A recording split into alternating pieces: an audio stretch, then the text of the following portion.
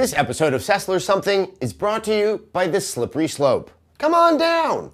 Hello everyone, I'm back from New York. Thanks for checking out our PlayStation 4 announcement coverage, and if you haven't checked it out, well, be a cool kid and go check it out. Anyway, enough of me flogging my wares.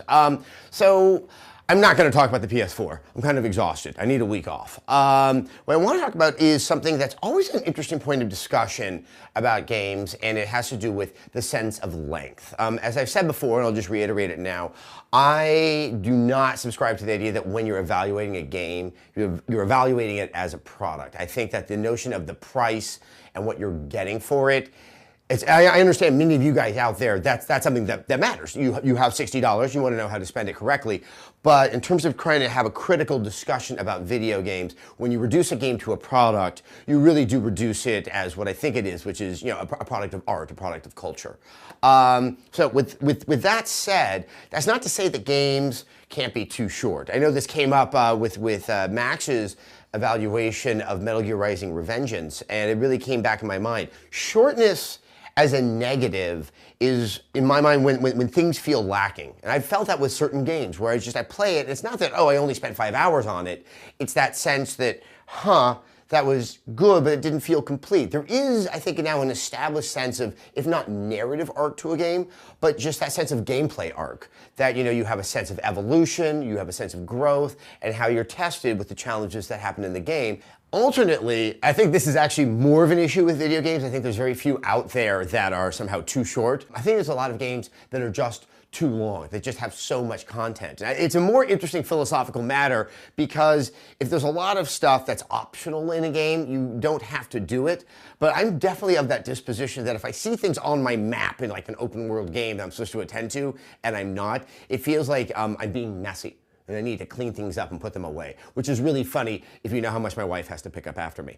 But there are games that almost have that sense of filler, and I think it impacts on the game, and that it loses its essence, its sense of strength of keeping you compelled and inside the narrative by sort of selling you on the idea that, oh my God, you have so many things to do. How could this be bad?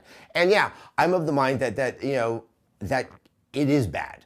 If you go back to shooters, when I first started out in like PC gaming, so many games were unique to the PC. You'd have these shooters, even a game like Half-Life, which I love, it's too long.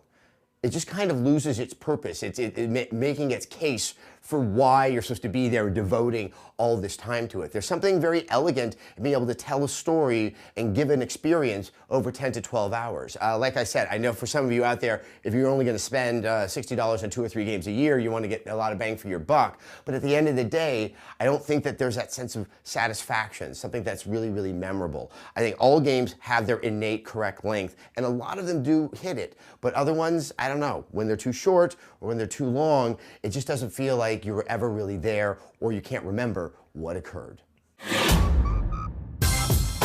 So let's see, I'm going to answer a question from Twitter this week.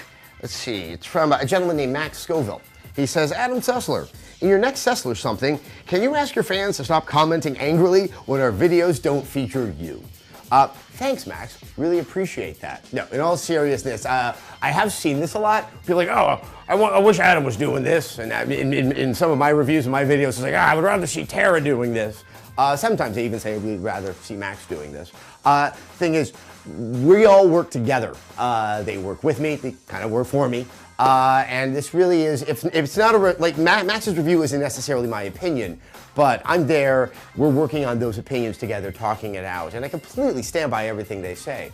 Also, on a fairly practical level, there's so many games that are coming out, especially right now.